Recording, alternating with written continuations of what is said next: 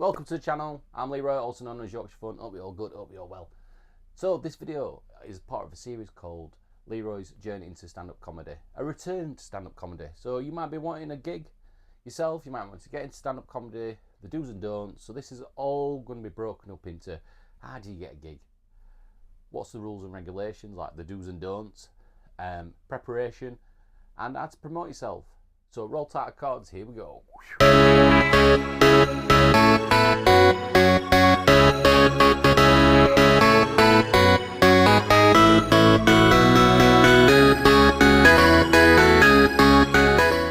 Yes, welcome. If you don't know myself, I'm Leroy, also known as Yorkshire Fun. You can find me on TikTok, Instagram.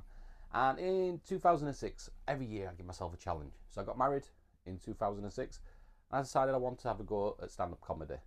Something that's always interested me. So I'm like, do you know what? Let's do it. Now, at the time, there was MySpace, which was, you set yourself a little MySpace page up, and Chortle. Now, Chortle was great. It was a comedy website where you could click on seeing new gigs. So people like looking for comics to do open mics. So when you first start off, a lot of people don't realise is you travel up and down the country for free and you put your name down on an open mic night. So an open mic night is basically, it might be 5 minutes, it could be 3 minutes, it could be 10 minutes, 15 minutes. So basically you speak to the promoter, you speak through email and say, I'd like an open mic at your comedy venue. They're like, yep, we've got this date, 2 months time, I'll pencil you in. So they'll put your name down, you'd write it down, where you're going to be performing, turn up on the night, you watch the other comics, you'd perform, get a bit of feedback from the promoter. If he's a good promoter, he always gave you feedback, or there'd be somebody in the audience that did a review. And then you move on to the next gig. And the whole thing was, you try to get more and more stage time. So when I say stage time, the more time on stage, the longer you can do. Then you'd hopefully get a paid 15 minutes, like the opening, or a paid middle, or the pinnacle is a headliner, which is your closer. So the person that's on at the end of the bill, that's the headline. That's basically, it's always stayed like that. You have a opener, a middle, and a closer, which is your headliner. And then you just keep doing that. You might, and then there's other forms of stand-up comedy. So you can enter competitions. So you've done a few gigs and you decide, you know what, I want to enter a competition. And they've got competitions all over. So it'd be like New Comedian of the Year, or Comedian North-West, or North-East, or South. So they have these competitions. You enter, put your name down, you go to heats. So you might have a heat in Leeds and the final in Manchester, and you up against other comics, and the audience vote for who they think was the best that night. And then there's gong shows. Gong shows are great if you just want to try new material out, or you've got polished material and you just want to see how it works. So some people that don't know what a gong show is, basically you turn up to a venue, put your name down, you go on stage. Sometimes you don't get, there's one in Nottingham called the Comedy Maze, and obviously it's many years since I've done it. But you go on stage, there's 3 people in the audience that have got like cards, like red and green cards, and you got 3 minutes uninterrupted, so nobody will do anything. When it gets to 3 minutes, a light goes on behind you, and the audience members, if they like you, they'll keep it green, or they'll turn it red, and once it turns red, you're off. Mic cut out, songs blaring, you're off stage. So there's like loads of gong nights. So it's all down to what you want. So preparation. Get yourself a notepad. I've got quite a few over the years, but obviously your phones are great. So normally what I do is I type any notes down in my phone and then transfer them to my notebook. The reason I do that is there'll be certain jokes that you want to try out that you're not sure if they'll work and which order you want to do it. So you want like a strong opener, you can have a decent middle, and then a strong joke to end with. And it's all down to what kind of comedy you want to do. Mine is very cheeky chappy, observational, things that make me laugh. And obviously now, 18 years later, the world's changed. So I'm not quite sure, like, obviously you hear the word woke thrown around all the time. I never did. anything to do with politics, nothing to do with religion, nothing to do with race. They were my three like no-go areas. Like I do any other kind of jokes and observation jokes, but I would never do those topics. And I always stuck with that. And I got like label like the cheeky chappy, like northerner kind of thing. But yeah, I basically write my notebook. So this is like my current notebook. And then like currently I've like literally just bullet pointed a few. I can actually open it right way. So I've got like jokes on like OnlyFans, talking dirty, father-in-law, getting older, sleep apnea, films after 8:30, house parties, stuff on the wife, sovereign citizenships, Joe Malone, bin men. So as you can see, quite a mix, diverse. And I'm like, I just looked at one of my notebooks from, this is 2007, it says on it. So this was like my diary, what I used to have at work. And then I've got like loads of little addresses. So Sheffield Caper Club was, it's not there no more, but that was the first comedy night I ever did. So yeah, this is like from 2007. So the do's and don'ts of stand-up comedy. The main one is do not joke steal. Like you might know a Peter Kay routine off by heart. Don't go on stage and do a Peter Kay routine, because other comics and the promoter will just put a black mark against you because you just joke stealing.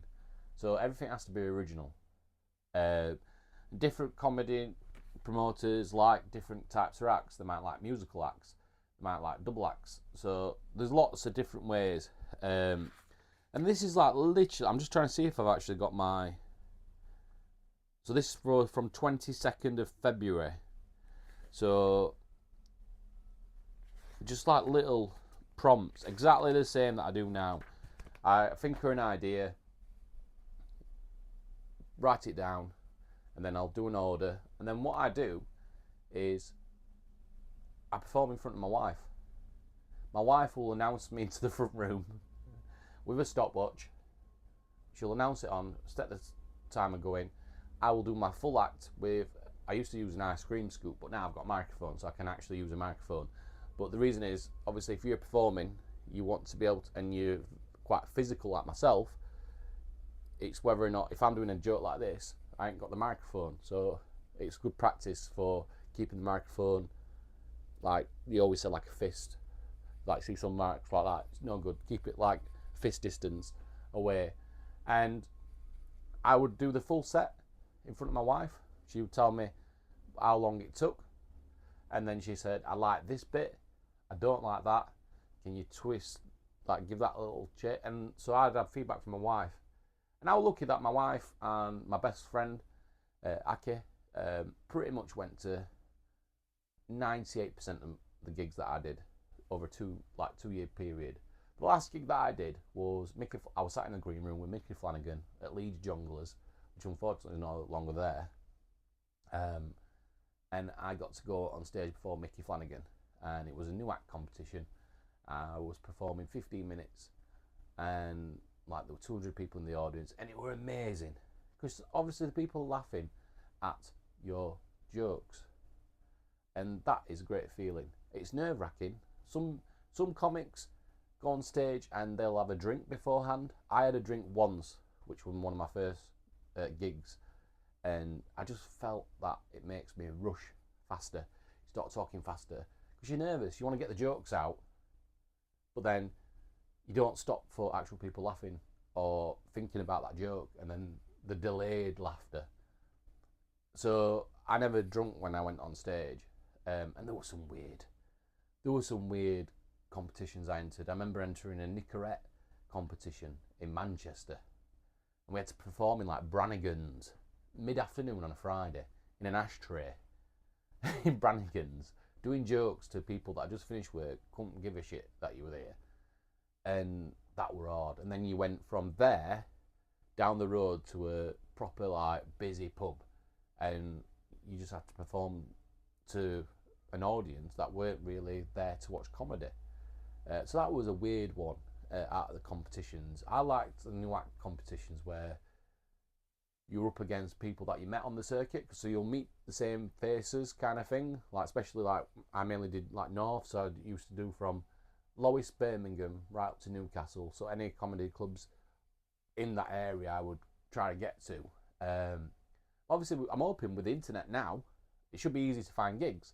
I've got a few that I've emailed, so I'm hoping to hear back from them. And obviously now I can use like YouTube and TikTok to say, look, this is what I look like. This is my kind of thing. And I've tried some jokes over TikTok over the last couple of years. So some will work, some like I can expand on. But yeah, it's get yourself. I would definitely say get yourself a notebook. Practice in front of somebody. Don't invite your family and friends straight away. It might be Dutch courage, but you don't want them to be the only ones laughing. Get a few gigs under your belt. There's no worse than turning up to a comedy night, it's your first night, and then you end up like having stage fright or bottling it, and you stood on stage and nobody's laughing because you missed your jokes. So preparing for your night. So normally what will happen is you'll turn up to the venue, they'll say, right, you're going on third.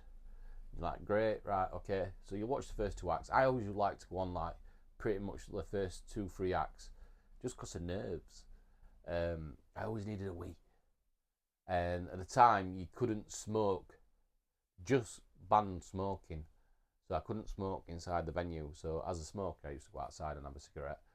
And then I just always needed a nervous wee. But get yourself on stage. That's the biggest advice. Get yourself in. If it doesn't work, don't worry. Don't write yourself off. Your jokes might have been brilliant, but you might have been too nervous to perform right. You might just decide that it's not for you if you can't get over the frightness. And you might decide to write for other people, or write yourself a comedy show and just be the voice behind it. But I'd say give yourself a few gigs and see what you think of it. Enter a gong show for laugh. You know what I mean? I were all against it, then I thought, you know what? I'm actually going to go and give it. And then just practice. Just practice your material. Get time perfect, so literally you know exactly where you're. I mean, there's going to be them times, like with certain topics, that you might do a joke on that topic, and the comic before you's done a joke on that topic, you're like, oh no. But if you feel like you can take that joke out and put another joke in, perfect. If you know how long each joke lasts, excellent. Go for it. So yeah, this is pretty much my very personal vlog. I'm just going to look at some, if I've got some of my, there's a couple of notebooks that are in the house and I meant to bring out. So I've got one here, comedy notes 2. So some of the jokes that I had were Guitar Hero and injuries, coming from Rotherham, Beyonce. I did jokes on Jamie Oliver. I did like an American police car chase, Prison Break. I did a Michael Jackson joke, Jazz Hands, the Dragon's Den, like my ideas for Dragon's Den. So yeah, I that was just like one of the nights that I did. But yeah, I keep forgetting. I've got so many. I've just got notes everywhere. I think that's an idea for a TV program that I wanted to write, which is halfway done. But yeah, get yourself. That's another one, TV program. Not my stand-up notes. You know what I mean? I'm not being prepared for this ever. But thank you very much for watching. Any questions, please put them in the comments. This will be the series, which is very personal, just one-on-one, no fancy like graphics and stuff like that. And we'll see how it goes. I hope to see you in a city or town near you. Once I've got my gigs, I'll post them on TikTok and Instagram, and I'll put them on here, like where I'm going to be performing, and you guys come along and be on my journey. Return stand-up. Nervous. Enjoy. Thank you. New video on the channel every single Monday. Thanks for watching. Bye.